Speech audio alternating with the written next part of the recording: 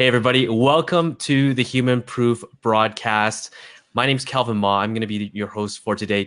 And I am with a management consultant. His name is Mads Singers. He happens to be a specialist for management, but in the business sphere, and specifically more so in the SEO field. Mads, welcome.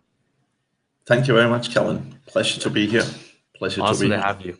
I know there's a little bit of a time difference here. It's quite late for you. It's kind of it's about 5 o'clock for me or 4 o'clock for me here. But let's get started. Why don't you tell me a little bit about yourself and how you got to where you are in terms of your business? Yep, for sure. So right now I work as I have a few businesses, but my main passion in life is management, coaching, and consulting. And what that entails is really helping online business owners really grow and scale. Right. So a lot of people nowadays, they start a business, very often SEO or online business somehow. And a lot of people have never had much exposure to sort of the real business world, right? So a lot of the time they haven't got experience in managing people, how to hire people, how to build effective teams and so on. And very often that really stops people from pushing through and really reaching their full potential, right? So basically what I specialize in doing is working with people and helping them do just that. So from my background, I started out working corporate with big companies like Xerox and IBM, where I've done a whole host of jobs. So a lot of management responsibility, and really like the people I've managed and sort of the jobs I've done have really, one, given me a very good background in effective management, but also particularly with IBM, where I worked a lot with outsourcing management specifically. So like we would literally walk into a company and say, hey, you have 1,000 people doing customer service. Let us do that for you, right? So we would literally walk in with a team of people, figure out what they were doing, and move that to a lower cost location, and making sure that the work was still delivered in a similar fashion, right? So that was a lot of what we've done, and that's that background. While I worked at IBM, I then started doing management coaching. Now, initially, I worked with people who worked in other big corporate companies and helped them sort of improve their management skills. Very often, both in the corporate world and in the online world, people grow into management roles by doing a really good job, and then their boss saying, "Hey, you're really good at doing on-page SEO. You are now going to be the on-page SEO manager. Here you go."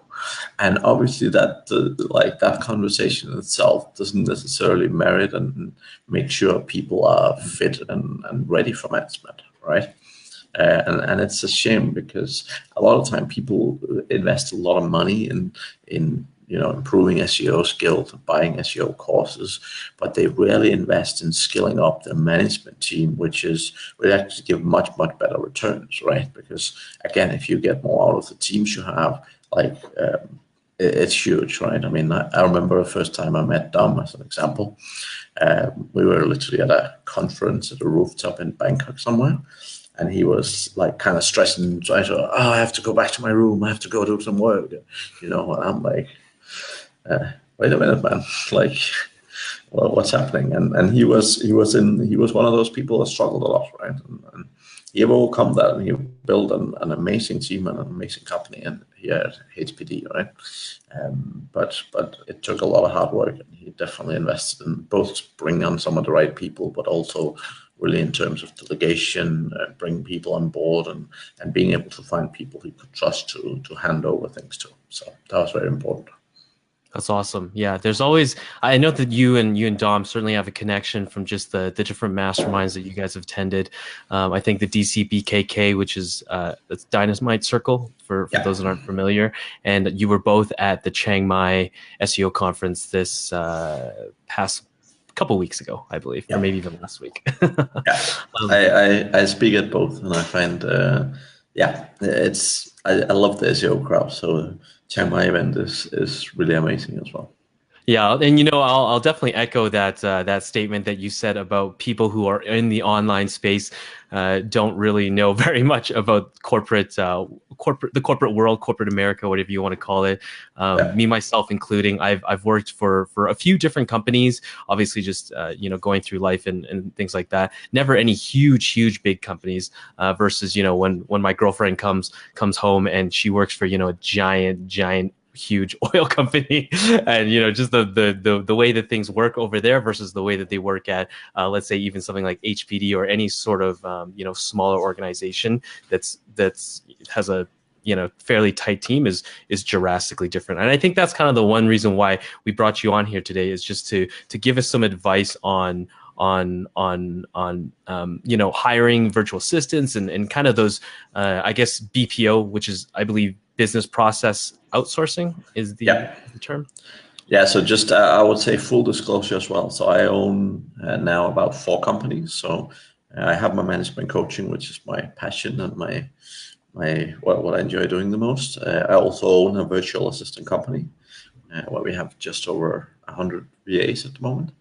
I've run a local SEO company as well, and then I own like a e-commerce store as well. So I have a few different businesses. Most of the time when I start businesses, it's hiring great people, and I find someone who's awesome, and I'm like, hey man, let's start a new company. What about you do all the work, and I give some direction, and here's a pot of money, and let's go. Right. So that's how I like starting businesses. So I have a few very successful businesses that do well, and I love working that way. So. Yeah, it definitely is about the people, regardless of where you are working or how you're working. People sell to other people, people buy from other people. It's just the way that it is. Yeah, and reality is like it's a people's game, because if you've ever, like, as an entrepreneur, most entrepreneurs have tried to work with, let's call it, average people, and most people have also hired like a rock star. They have worked with someone who's just really amazing, right? And the difference is it's everything, right? I mean, if you have people who are really bought in, who are really passionate, who have the right skills, like, they make such a huge difference, right? And then you need some of those people to run successful big businesses. Let's dive a little bit into parts of that as well, because number one, well, you've got your management consulting business, which is, I would assume, mostly yourself, Yeah. and then you've got the virtual assistant business, the e-com business, plus the local SEO business, which is exactly the that's the script of an online entrepreneur right there. Dabbling in all the unique things that they see as possibly profitable for them. Yeah, I mean, I think one of the key differences with me is, like, most people work 16, 17-hour days and so on. And I mean, here in October, for example, I worked about 10 hours because I was doing 3 conferences and a lot of speaking and so on, right? So I think the core difference is, at least for me, when you have a really good, effective setup, and when you know how to build effective teams, like, you don't necessarily need to put in a ton of time, right? And like, the time I love putting in is my passion time, it's my coaching time, and so on, right? I do that very keenly, but sort of ending up doing administration and stuff is not always the stuff I enjoy doing the most, right? So yeah. Yeah, no, I mean, I feel like most entrepreneurs are likely the more creative type. So doing the administrative things is kind of for admin people. But let's talk about the virtual assistant company there. Going from 0 to 100, 100 virtual assistants. How does that look like? Maybe let's dive into the beginning of that business and kind of how you grew that. Yeah, I mean, my businesses all have one very common denominator. They don't have websites. Um, well, my e-com business, funny enough, do, but the rest of them. So both my coaching and my virtual assistant business never actually had websites. So I've just built one for my management coaching about 2 months ago, but I've basically been running that for about 7 years, and no website, and still the virtual assistant company runs the same way.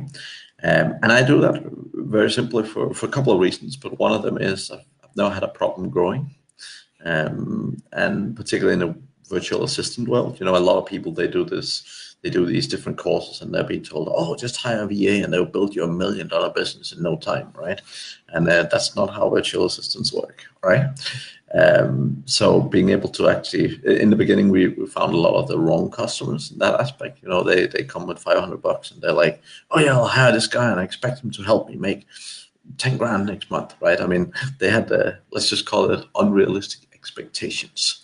And so very much we have pretty much grown primarily from the networks that I'm within and people I've met in conferences and stuff. And we're very picky about our clients in general, right? We spend a lot of time vetting them and making sure that we don't bring on clients generally that don't have viable businesses, aren't making a good bit of money and so on, because if they haven't got, like if they're having to scrabble to find the money for a VA, then they're probably not ready for it, right?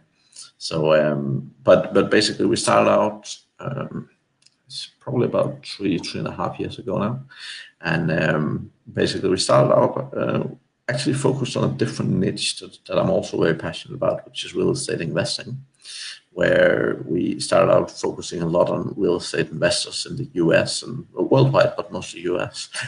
And really we help supply VAs to them and really help just help them scale their business. They had so many manual processes. So, you know, every time they posted a new house on their website, they would also go and post that same place, 10 different places on Facebook. They would go post on Craigslist and all these other websites. And it was very, very easy for us to provide valuable staff that could help them do a lot of that, so they could actually do proper work, right? I mean, there's no point in real estate agents sitting copy pasting new houses and stuff. So that was sort of very easy wins, and we kind of kicked off with that. I've been in the SEO space myself since 2007, where I started building the first website. So we gradually sort of moved into the SEO and e-commerce space, and really now I'd say about 75-80% of our VAs are SEO focused, and then the remainder is focused on either customer service or e-commerce in one way. We still have a couple of real estate, but that's sort of the main niches. Okay? And we're primarily grown from referrals from other people and people that, as I said, that I've met in the network and so on. And really we've been able to grow so well because we provide the right staff. I mean, my strength personally when we started out was the ability to find good people, right? A lot of the time when people hire VAs, they often get average. They often get, you know, a lot of trouble, like people who haven't got internet, haven't got power, a laptop from 1943, and you know, all that sort of good stuff. So the ability to find great people for them and help basically eliminate that challenge for people have been so helpful, and we very rarely lose any clients, right? So it's consistently very, very good. Did you know that you were going to niche down from the beginning, or were you kind of, you know, getting any client you could, basically? In the beginning, we were a little bit like that. I had a partner at the time, right? And the challenge, like I'm very much an operations guy and a back-end guy. I like building processes, building company, building teams, right? And he was very salesy and that's obviously great, but you know, sometimes it was a little bit idea of the month kind of thing, idea of the week sometimes. And you know, like one day it's, oh, let's target this niche and let's target that niche and let's go over here. And you know, for me, as obviously as a business coach, I know that's not the approach. So very, very, very quickly, I need to stand specifically, and we unfortunately had the partnership, but I focused in the niche, and as I said, very much on real estate to start with, and then moving into the SEO world, right? So generally, the core focus for us have really been, for me, it's not just a volume game, but the key thing, like what I love doing in life, is helping people, right? And helping people grow and build sustainable teams. And like, there's nothing, if you have VAs coming and going all the time and you're constantly having to get more new clients than you're losing clients, like it's not a nice business model, right? So we really focus on clients who can be with us for a very long time. And honestly, if I'm talking or my sales guys are talking with people that we feel are sort of they need a VA for 1 or 2 months, like a lot of the time we'll let them go and send them somewhere else, right? Because we really want to, like, again, if as a company, if you invest 2 months training someone up and getting them pretty good, like if you just let them go again, you're wasting a lot of company resource, right? So we're very keen on, from a business standpoint, really making sure that we provide sort of longer term great people for our customers. Yeah, I mean, retention is one of the one of the best best things for any sort of business. So I would imagine that the same thing goes for services and even technology business to so forth. I want to go into general hiring processes, but before we get into that, one thing I think that's going to be really interesting is that we talk about something that I think a lot of people in our audience are maybe considering, and that's we're always talking about hiring virtual assistants and hiring and finding these right people into our teams, but when we're starting out, what about hiring and finding the right partner to start with in your business? Yeah, Let's great talk about that, question. because those are two different things, right? Like hiring a co-founder versus hiring somebody who is a some an assistant of some sort, or an SEO person, right? So Yeah. what kind of things would you look for someone if you were starting a I guess we could probably talk about most of us are content builders, so we're building affiliate sites and things like that. You've got your e-commerce site, and it's I'm assuming there's slight similarities in terms of those things and finding the right person for your Yeah. business. So let's talk about Yes. that. So what I would say on partnerships is it's easier to find someone to marry and spend your life with than finding the right business partner, right? And I'm trying to put that into a little bit of perspective because it is really that difficult, right? A lot of the time, people sort of meet someone online and they're like, "Oh yeah, he's a cool guy. Let's build something," right? And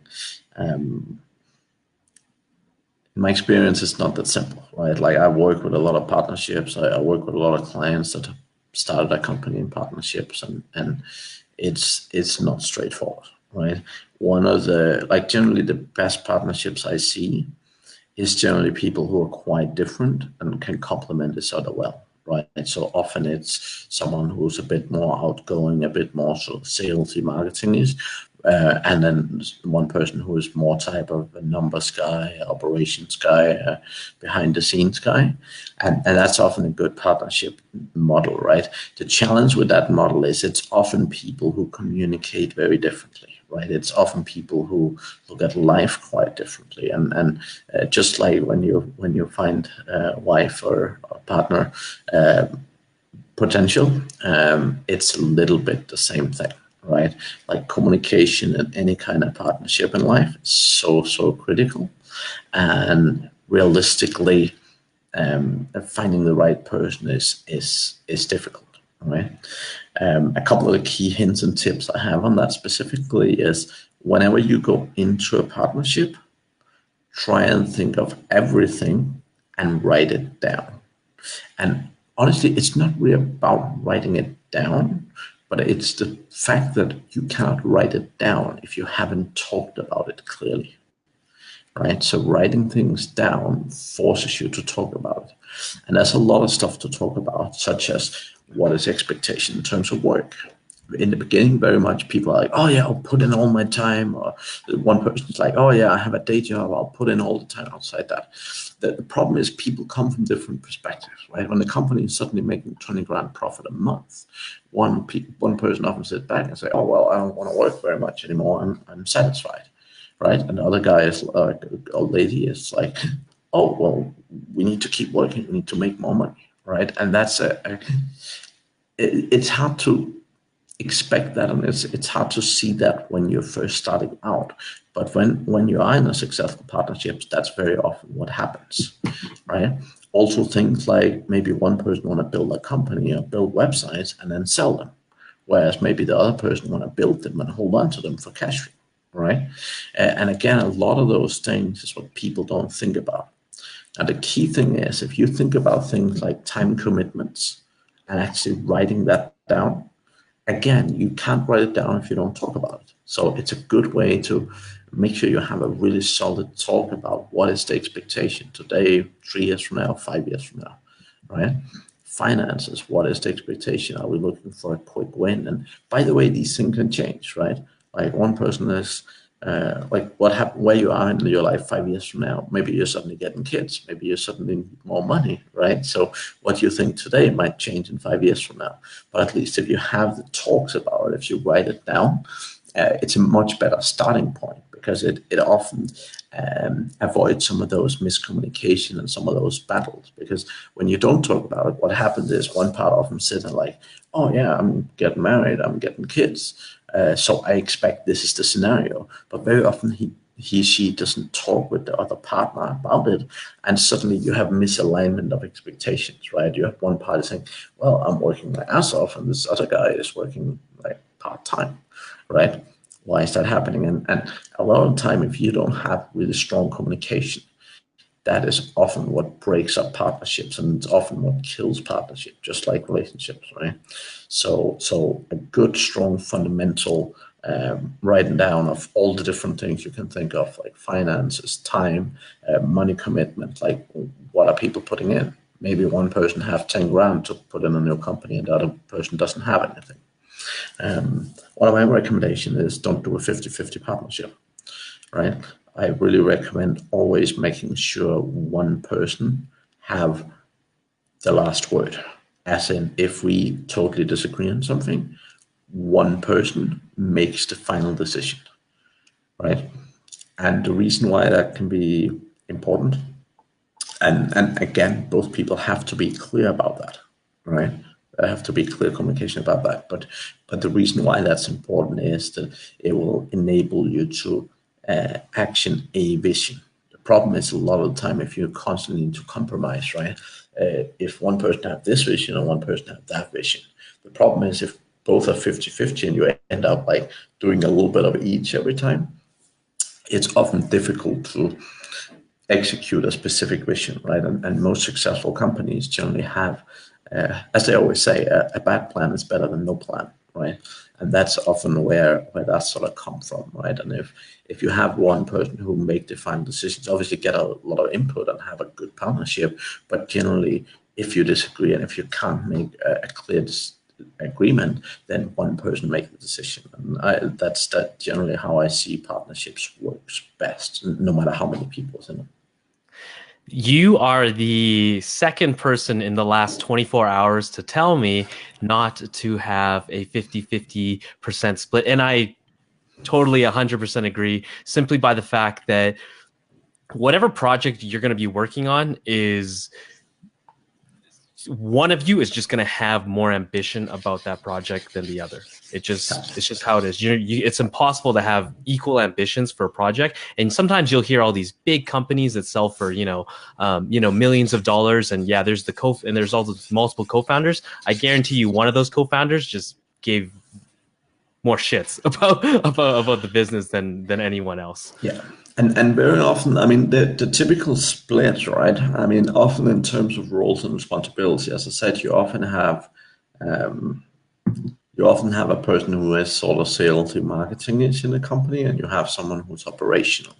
Now, what happens in most of the successful relationships I see is that you have the operational person, the more sensible numbers person, being the sort of CEO of the company, and that's often considered a higher position perhaps, and it's often quite often it's the person with the higher level of decision making power, and then you have the other person who tend to sort of be the face or the voice of the company, and it's generally a fairly good way of splitting responsibility based on people's strength, and it's fairly a good way of giving people different roles and responsibilities, right? Because if you have a CEO who's good with numbers and making logical decisions, that often makes a lot of sense, whereas the other person gets a lot of exposure and very often become more well-known in the world, right? That's a different level of exposure and a different type of exposure, but it sort of gives both people in a partnership, if it's a two-people partnership, it gives both people something to it gives them different pieces of the pie, and that often matches what they're also very, very good at, right? Very cool. Very cool. Yeah, and things are just going to change too, regardless of any, regardless of what partnership you even write about. And I've been on the butt end of terrible partnerships. I have been the butt end of a terrible partnership before, so that's the way life is. You move on and hopefully maintain the relationship beyond that, just because it's You'll you yeah, live and you exactly. learn. You Yeah, live and you exactly. learn. So now because that was an awesome talk, by the way. But let's go into the hiring process. Just do you have a general hiring process that you like to give out there? Let's say talking about. I listened to a previous interview of yours, and I think you said that you don't like the word virtual assistant in terms Yeah. of the umbrellas. Mostly, and yeah, that's a great point, right? Like the thing is, most people treat, let's call it virtual assistants, as something different than an employee, and it's not, right? If you want to be successful in business, any human being you work with is a critical part of your company. I don't care what you pay them, I don't care what job title you give them, but any employee you work with, like they are an employee of your company, and I don't care who they technically work for, all that sort of stuff, or how many hours they work. If you want to be successful, people that are working to help you fulfill your success, you need to treat them as employees, right? And that's sort of a very critical mindset. And it's a key reason why I don't particularly like the word virtual assistant, because it often makes people sort of either think less of them or think, oh, I'm only paying this person so much in a day or a month or whatever. I don't really need to care that much. I don't really need to do that much. But again, what you'll see is every successful company out there, um, the focus for a particular entrepreneurs that don't understand how to manage people well is often coming from the wrong direction, right? And by the way, even though I own a VA company, it's not always the right thing to hire VAs, right? VAs have certain skill sets, they have certain benefits, and when I say VAs, when I think of VAs, it tend to be sort of a cheaper labor of some way or another, right? But really fundamentally, you want to look at what is the jobs you have, what are the tasks you have, and how can you get them done cost effectively while maintaining, like, getting people who are good at doing what they do, right? And I mean, taking the Philippines as an example, like you have lots of great people who are good at like customer service, who are great at executing sort of simpler processes, and so on. Now, a lot of the sort of high level mindset, like a lot of high level management and stuff, you can find people in the Philippines who are great at that, but it's not necessarily the forte, right? It's not necessarily where they always excel. And sometimes it's great to find people elsewhere in the world for that kind of stuff, right? And it's really like, as a business owner, really what you're looking for is not cost of the labor, it's the ROI, all right? So when you pay someone $200 and they help you make $500, great, right? But if you can pay someone $2,000 and they help you make 10 grand, that's a lot more fun, right? So it is always about looking at ROI and trying to look at the different tasks and different things you have to get done, right? Where do they sit? Where do you get things done very well, right? And like developers, for example, generally my recommendation is the most sort of bang for buck you get in developers tend to be from Eastern Europe, right? Like Russia, Ukraine, even like Croatia, Serbia, and some of the other Eastern European countries. Like, because very often what happens is in the US you can get high quality, but also for a price that's up here, right? Whereas in Eastern Europe you often get sort of quality that's a bit further down, but a price that's also very, very competitive cost-wise, right? But as a negative example, like I've met a lot of people that hire developers in the Philippines, and I pay them maybe $5 an hour, right? Now the thing is that doesn't mean it's a bad developer or wrong person to hire, But the thing is, a lot of the time they don't realize the cost. So if it takes someone who makes $5 an hour, if it takes them 10 times the time to do something as someone getting paid $15 an hour, then it's not very cost effective, right?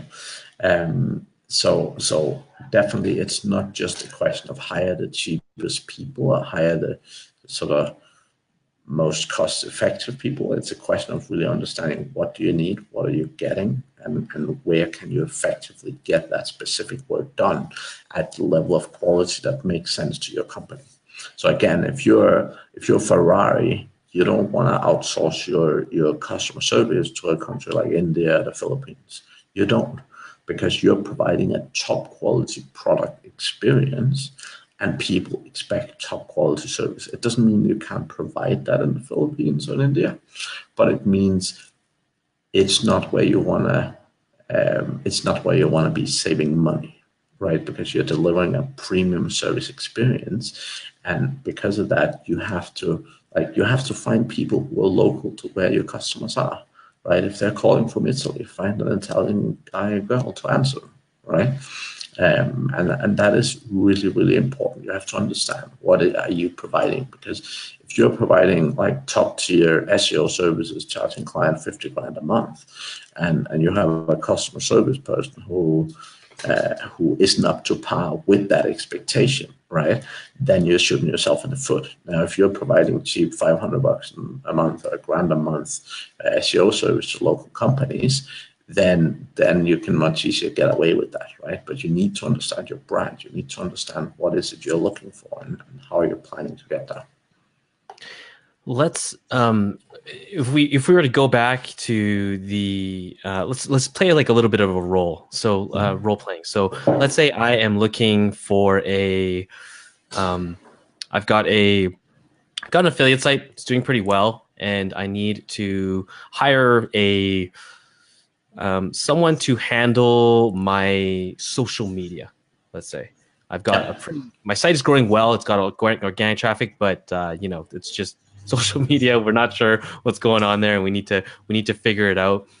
So what does that look like if I were to come to you to your virtual assistant business? Like, how do you onboard people? What kind of expectations? What kind of things are you asking from them, so that maybe for our audience, they can see,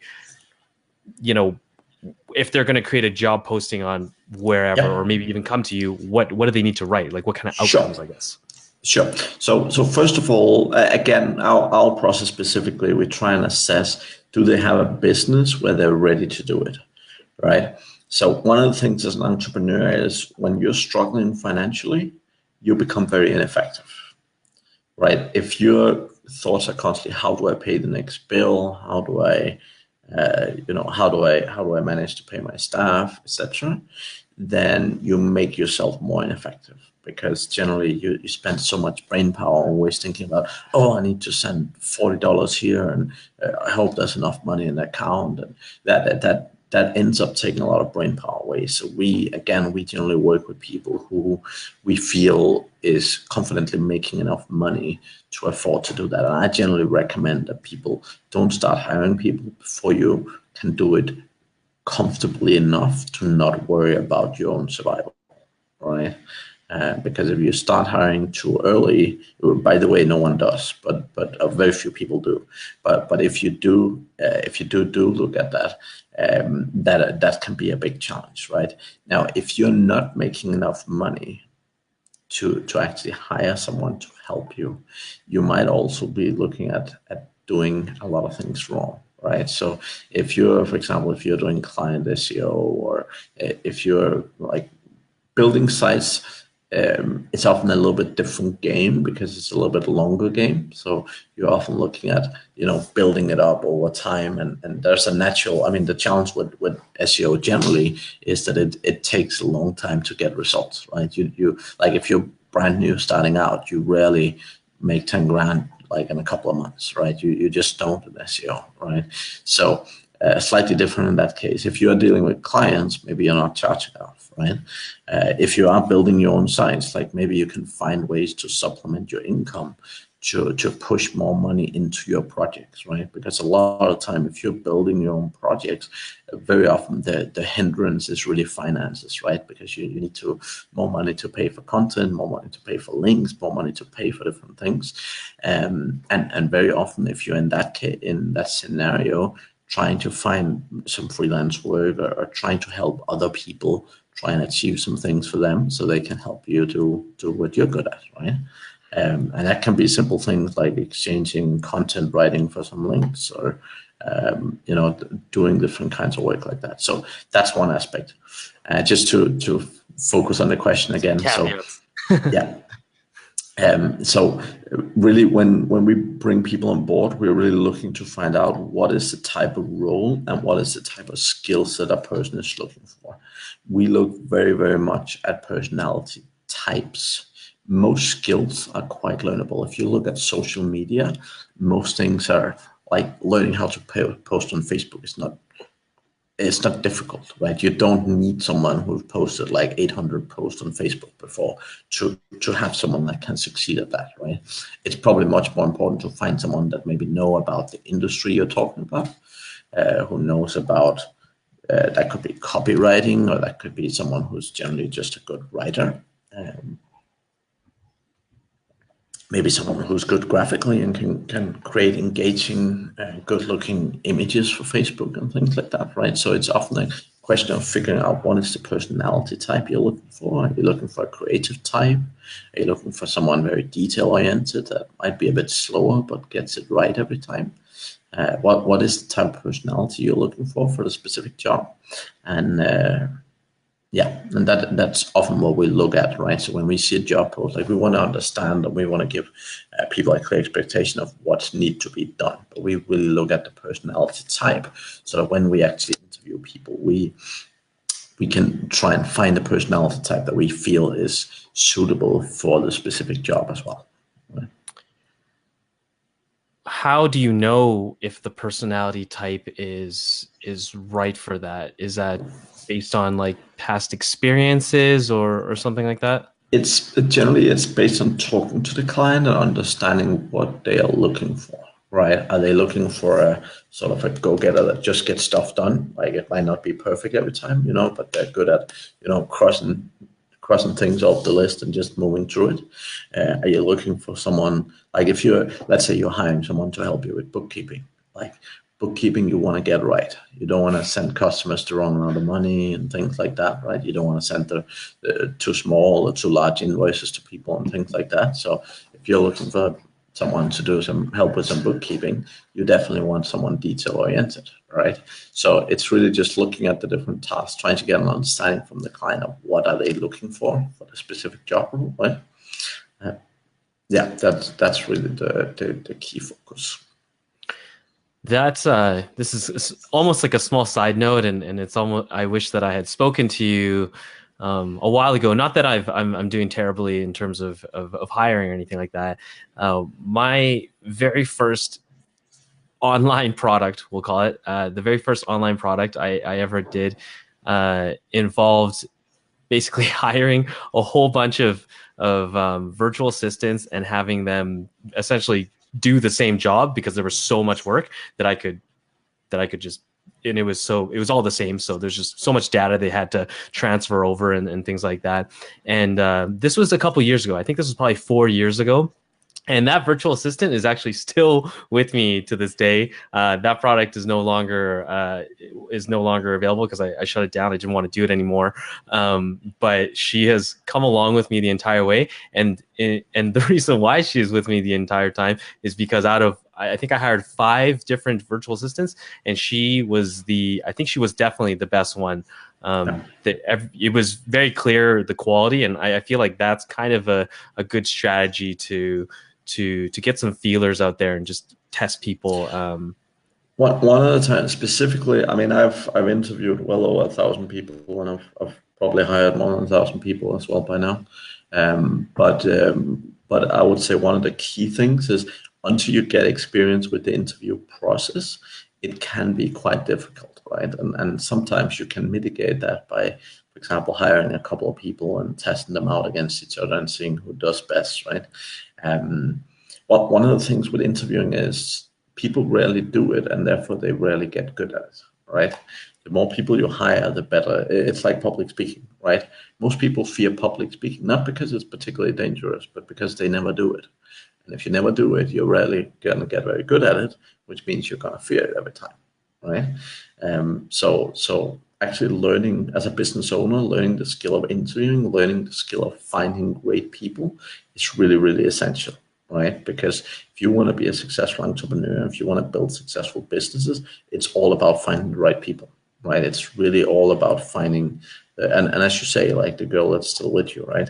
Like I've people who work with me for, I think my first VA I hired in 2007, right?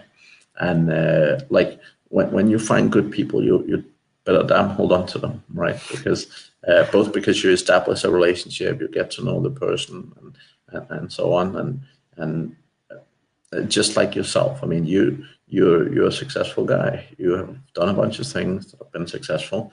If you want to go start a new business tomorrow, you can, because you have a certain skill set, all right? And the thing is, when you have great people with you, like they're not just people who can do one thing, right? Like they can learn different things just like you can. They can grow. And if you first have a great relationship, if you first know and trust someone, it's a great way to sort of build effective companies. And exactly like I said in the beginning, like that's how I build businesses. Like when I find someone I feel is really great and can be successful at it, like I very often give them the chance. That's one of the things too that we talk about when, because in the affiliate SEO world, when you're just starting out, let's say you're doing your niche research, and then after niche research comes content essentially, and then uploading that content and optimizing it and stuff like that. It's absolutely 100% good to know that entire process, I would say, in when you are building like a content publishing business. But we also stress, not just for our benefit of, because HPD is like a services company too, so people can hire writers, but like beyond even that, it just makes sense that if you're going to go and you're going to build an affiliate site, that you get your hands dirty in a little bit with hiring people, because number one, outsourcing is extremely addictive, and number two is that you have to learn those skills too, like just like what you said. And either you can, it's good to get a couple articles under your belt to write those, but then when you give someone else that job, and you've got your that great template essentially of the best article that you've written on your site, and you want someone to replicate it, that's just it's a much better approach, I would say, to getting that stuff figured out. Now, and again, nothing wrong with that mindset, but realistically, that works really well for you, because that's how you think. The most successful people I know think very differently, right? They, again, it helps if you have a pile of money, but the thing is, like if you look at large companies, like the CEO of IBM doesn't know what everyone at IBM does. The CEO doesn't teach everyone what to do, right? They simply hire great people, hand them over roles and responsibility, and give them the tools to go on and get the job done, right? The bigger companies you build, the more successful you become, you realize it's not about knowing and understanding every process to teach it. It's effective in the beginning, because what you need to do is you need to build something that's a viable business, right? So if building affiliate site, for example, is your viable business, you need to learn and master that to some degree within your company, right? Now, realistically, like if I was to start, like unfortunately, I do know all this process stuff way too well. But the challenge is when you know things well, you also tend to interfere much better, right? One of the key lessons I learned at IBM was that when I was moved from a job where I knew everything and everything was, I could help people several levels down the organization do what they did. When I moved into a role where I knew nothing, I actually became a lot better, because I had to find people, I had to trust them, and I had to rely on them, because I simply didn't know what to do. And the thing is, you grow organizations a lot faster when you find people you can rely on. Right. So, for example, and Dom is with HPD is a great example of this, right? Like he was doing a bunch of things, he was trying to do it all himself, but the second he found people he could rely on and simply just handed over roles and responsibility to them, HPD also grew significantly faster, right? So a lot of the time, it is very much the sort of detail-oriented sort of SEO mindset. It is that. However, the sooner you start moving a little bit away from that, like for example, let's say you need to start doing Facebook ads in your company. Now the question is it more effective for you to go learn it and then teach someone how to do it? Or is it more effective to hire someone else to go learn it, right? Now, the effective way, it's obviously a much more effective hiring someone and get them to go learn how to do it, right? Because that frees up a lot of your time. And learning how to do Facebook ads is not a 10-hour job, right? Like if you want to be good at Facebook ads, like you need to invest some heavy time. And if you can get one of your staff members to invest that time instead of you investing that time, again, it enables you to do other things in the business that adds more value and generally helps you grow faster, right? Not to jab at Dom, but I don't think he knows how to run Facebook ads. No, and honestly, that's why you have a 200 people company, Yeah.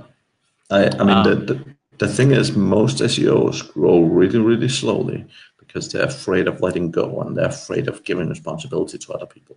And the sooner you learn to trust other people, like I have tons of stuff happening in my organizations that one, I don't know how to do, and two, I wouldn't want to do it, even if I knew how to do it, right? So to grow, you need to learn to let go. That was one of my questions that I had. So I think this is a good time to ask is how do you hire someone when you are not intimately familiar with the job itself? The same way you hire anyone, right? You look for people with the right personality. Like you often know, like if you want someone who's good with Facebook ads, right? There's two aspects to Facebook ads. As an example, again, I don't know how to run them. I wouldn't have a clue where to start, but I could definitely hire someone who could learn how to do it. So I understand there's one aspect which is sort of the creative writing of titles and images and the creative part, but I also understand there's a part of it that's very analytical, right? So you need to be able to look at the numbers and see, hey, does these numbers add up, right? So I know that I need to find someone who is creative, who have some definitely writing skills or some copy skills of some kind, but also someone who is definitely numberish enough to see, okay, does this make business sense, right? If we spend $10 acquiring a lead and we make $2 per lead, that doesn't make business sense, right? It might be that your ads look cool and they look great from a visual perspective, but if they aren't making you money, they're bringing you down, right? So like that aspect, that's basically the two skill sets you need. So you need to find a person who both have the numbering ability to do that, but you also need to find someone who is creative enough. And a lot of SEOs wouldn't fall into that category, right? A lot of SEO aren't great copywriters. They're great at doing the SEO stuff. They're great at doing all the nerdy, nitty-gritty technical stuff, but a lot of them ain't copywriters, right? Yeah, and they're also not designers, from what I've noticed. I want to go into different types of management styles, but before we get there, before we can even talk about that stuff, I have one possibly small question, which I think a lot of people have an issue with, is how do you let go of those things, right? Because I don't know about you, but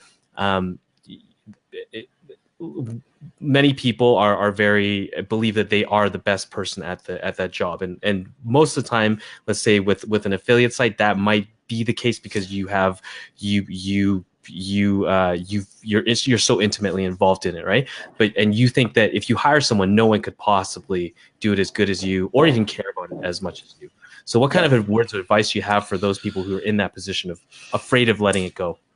So what happens is the reason why you're the best at it is because you have done it the most, right?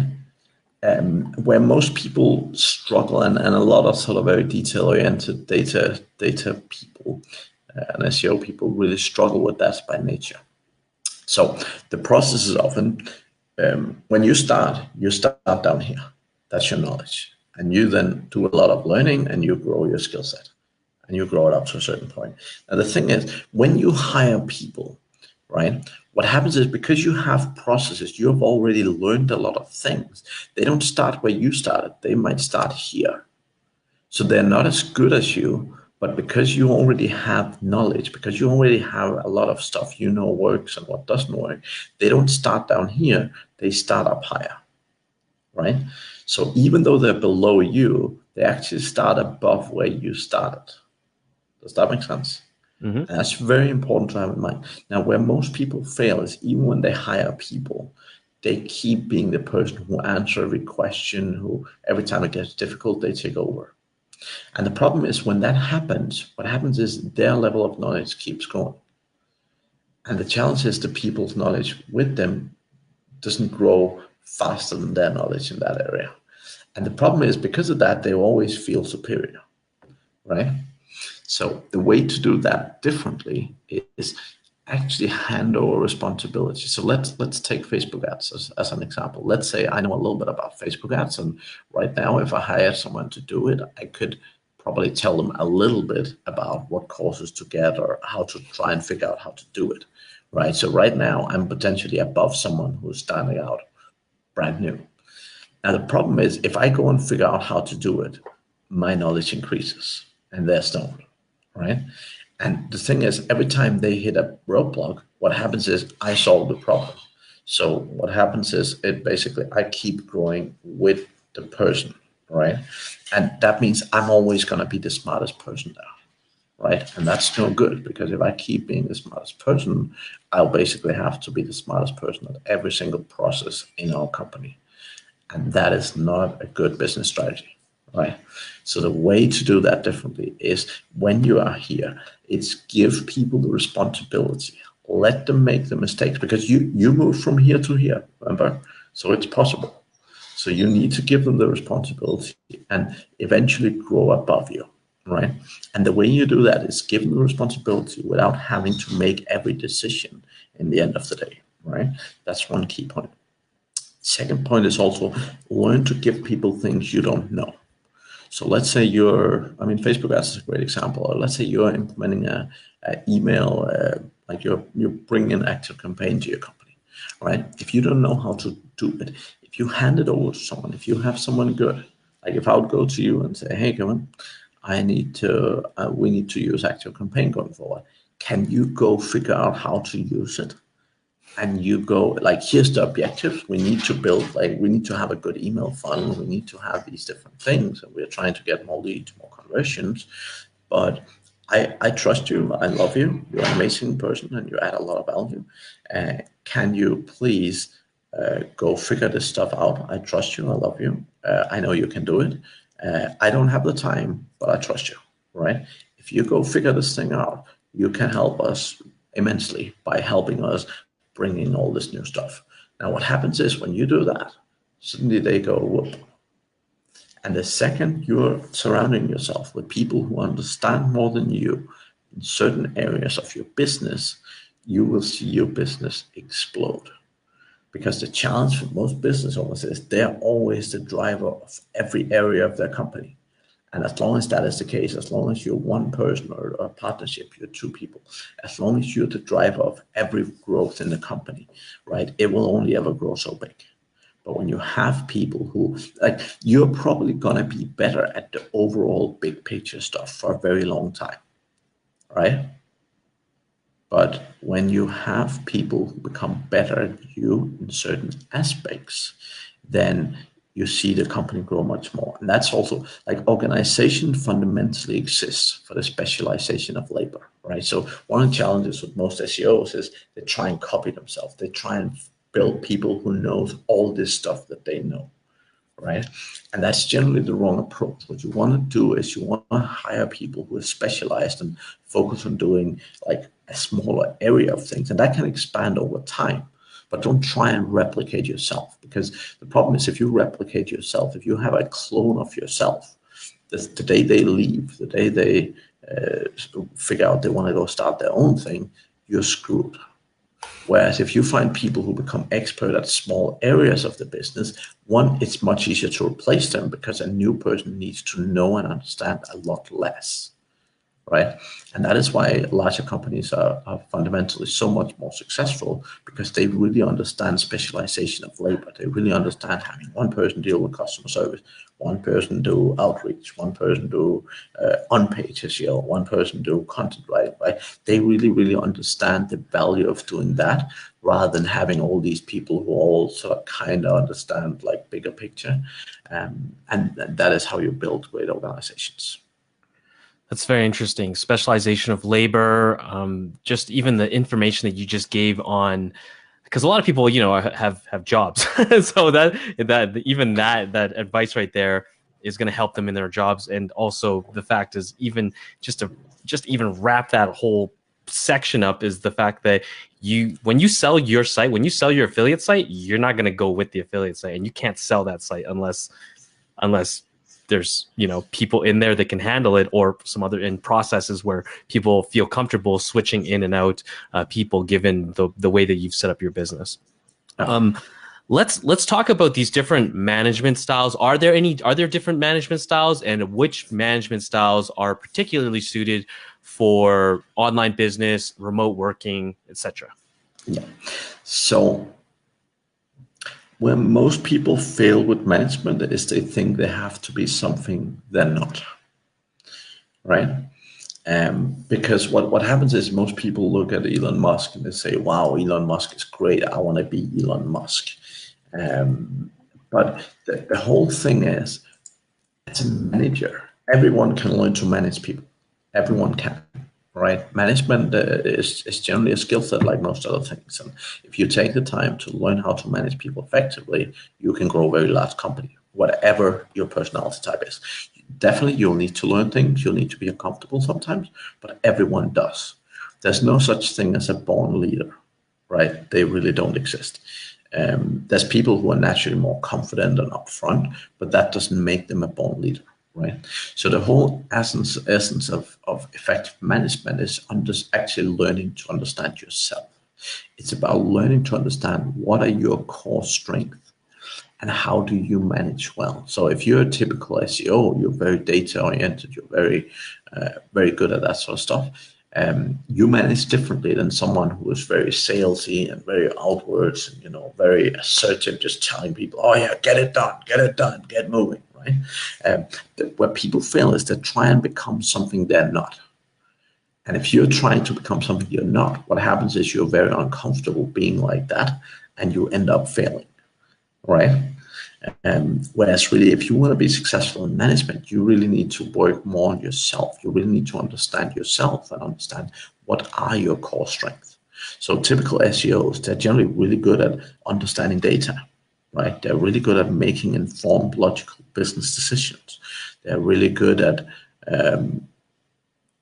sort of making right choices or making good choices, right? And that is the essence of where they add the most value. Where they struggle, it's often speed of execution, right? SEO likes doing everything perfect, but sometimes it takes a very long time. Now, knowing that, one of the key things that most effective or most successful SEOs I know is finding people who can complement that a little bit. So if you're hiring employees, don't just hire people who are exactly like yourself, very slow and never get stuff done. Find people who are maybe sometimes a little bit better at moving the buttons, right? They might not always do things 100% perfect, but sometimes, 90% also get you there in the end. And one of the great examples I use with delegation is, like, if you build one site and it's 100% you that build it and it's 100% the way you want it, is that going to make you more money than if you have a team that built you 10 sites that are, let's say, 90 or 95% where you want them, right? What do you think realistically will make you more money? Now, I can tell you the answer, and the answer is that businesses and corporations exist because the 90% works much better, right? And that is where SEOs a lot of time fail. They're often, like, very often they have this SEO checklist, which is 800 steps, and they go through every single one on every single page. However, realistically, when you're like, let's say you buy a website, right? Or you're taking over a website. Now, realistically, yes, you can spend 8 months going through your entire checklist and optimizing meta descriptions on 800 pages and all that sort of stuff. You can do that. But realistically, as a business owner, you need to learn to look at stuff and say, what are the 3 or 4 things that I can do right now that get the biggest win? So out of these 200 things on my list, looking at this site, what 3 or 4 things are going to get me the wins, right? Because the day you become able to do that, rather than just following your very, very long checklist, that is the day you'll learn to be successful, right? Because again, it's not about getting every site to 100% perfection, right? If your load speed is 1.1 second, you could spend 2 weeks trying to bring it down to 0.9. It is like, unless you're running Amazon, like that is not going to make a fundamental difference in your business, right? Because with that same time, if you could have written more content or got more links, that could probably have given you a lot further, right?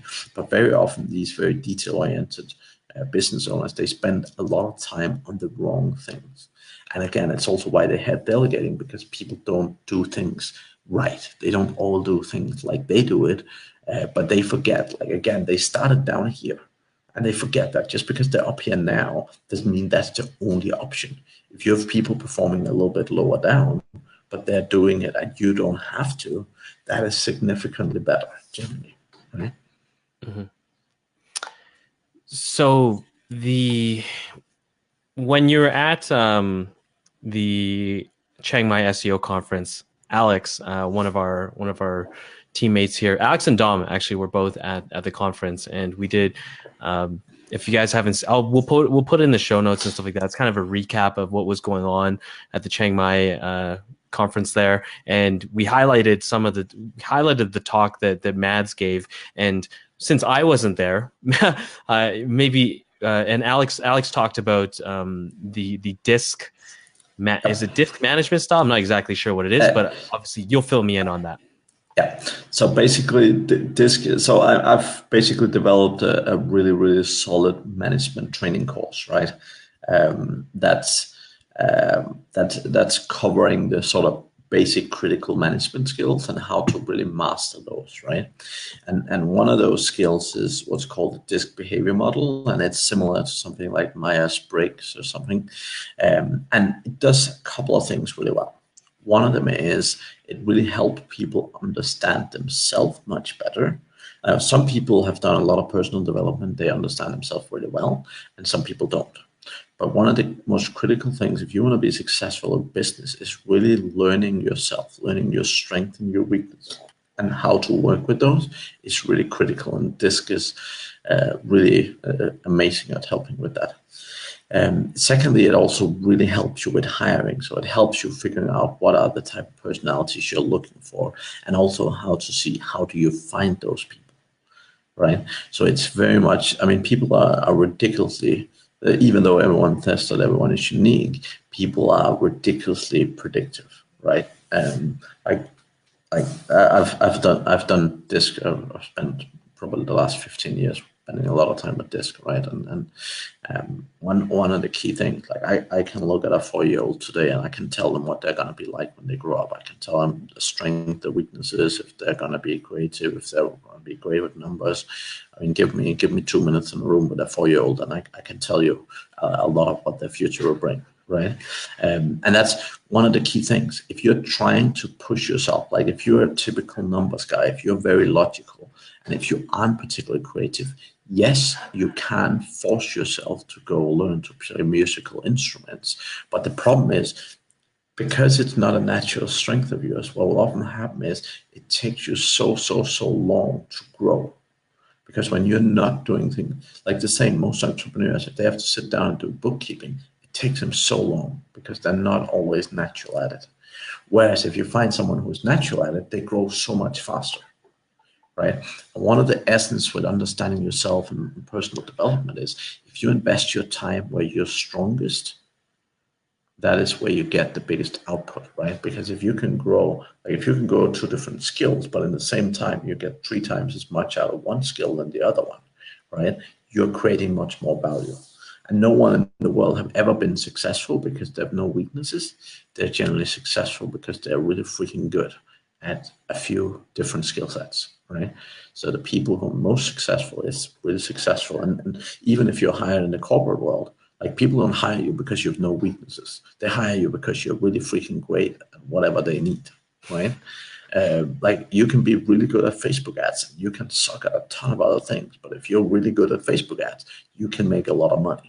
Now, if you're not good at Facebook ads, you're not good at SEO, like you know a little bit of everything, like you don't add a lot of value, right?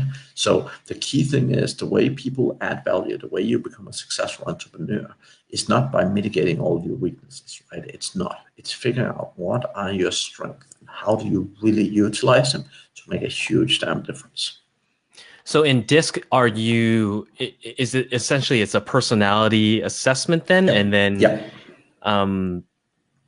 Based on, I looked at it very briefly. So I Yeah. think DISC stands for So, different so things. basically it's 4 different personality types. Disc break it down. Like Myers-Briggs have it sort of split into 16 different ones. So Disc is a lot simpler and easier to start working with, and it's pretty quick. Like in my management course, I cover it in about an hour and a half, sort of pretty in depth, and that gives people a lot to work with, right? But that's essentially that's a great starting point in both getting to know yourself, but also really helping understand like the staff you already have, the future people you're going to be hiring, like where do they fit in, what are they going to be good at, and so on.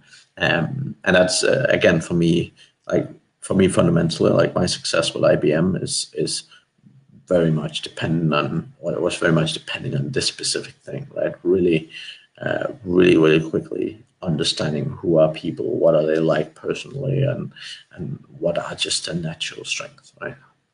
Very cool. Very cool.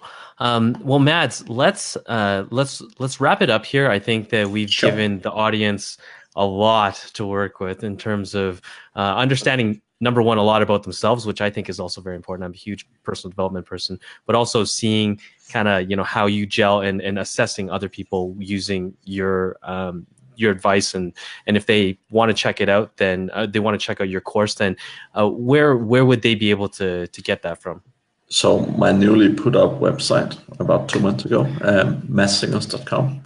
As I said, I finally moved into the digital age, but yeah, so madsingers.com is where you find it. I have what I call my management academy. So basically, I help people sort of through the management travel, right? And I really like for business owners, I've really urged them both to help develop themselves a little bit in the management direction, right? Because again, you can be the best SEO in the world, but if you can't manage teams well, if you can't build a company, then again, the skill set is not going to be worth very much, right? Like you can go and get employed by other people, but if you want to build a successful company yourself, really investing some time and effort and money into your personal management development is really important.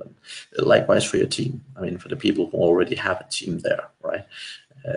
When you promote people into management positions, please do themselves and do yourself a huge favor and invest a little bit in them, right? Because people are lost. Like they get promoted and they're literally sitting around saying, "Oh, what am I supposed to do now? I don't know," right? And like there's I so would much imagine. growth opportunity. I would imagine that patience is quite the virtue for management as well. Again, depends on your style. A lot of people have very little patience, and they can be very successful if they understand their own strengths and weaknesses. So in the show notes, we're gonna put your website on there, and if you don't even want to go to the website, I guess so it's MADS and then SINGERS.com. So Mads Yeah. Singers with 2 S's or 1 S on each word there. Yeah. Mads, I want to ask you one question. I ask everybody this question. I didn't put it inside of Sure. our show notes there. It's really simple though. I just kind of figure out. I want to know what people are reading, what kind of books they recommend and stuff like that, because I think we've all got a different view there. So for me, I want to know what kind of books can you recommend to our audience for either as a business book or even as a management book. Yeah. So I'd say I have a couple of favorites, but I would say probably my number one favorite management book is It's called Break All the Rules, how the greatest managers do things differently. And it's very suiting to the subject we've just been talking about, because it really covers it. It's very data driven. So they have really taken a lot of data from like Gallup and different large sort of data institutions. And they've really found a lot of managers, and they've spoken with so many managers, and they've really figured out that, again, like how different people manage to be successful, right? Like, again, you don't have to be like Bill Gates, you don't have to be like Steve Jobs, you don't have to be Bill Clinton to be successful. Like, you can be successful no matter what your method, as long as you learn how to utilize your strengths, right? The book really covers how, like, many different types of personality, and how they take their personality and manage to build a success from whatever personality it is they have, right? And it really goes through and shows how certain people have, some people really care about others. They're really, like, super caring, and they manage to be successful because when they use that, when they build effective teams by really caring about everyone in the team, like, it's a different team than if you're Elon Musk and you're like pushing people to the edge and like work 27 hours a day and like running people to the ground. Like, again, sometimes a lot of the best like Steve Jobs, Elon Musk, like some of those guys, they are really assertive and they really can run people into the ground, right? Now, you don't have to be like that to be successful, right? I mean, you don't need to be top, not even 1%, but top 0.001%. You don't have to be that to be successful, right? But unless you're planning to launch space rockets and stuff, a lot less than that level can do, right? And you can be severely successful with whatever personality type you have. So yeah. Very cool. So that means there's hope for everyone. Mads, I'm very happy that that you could come and make it to the broadcast with us. See you later, guys. Yep. Thanks a lot, guys. Bye bye.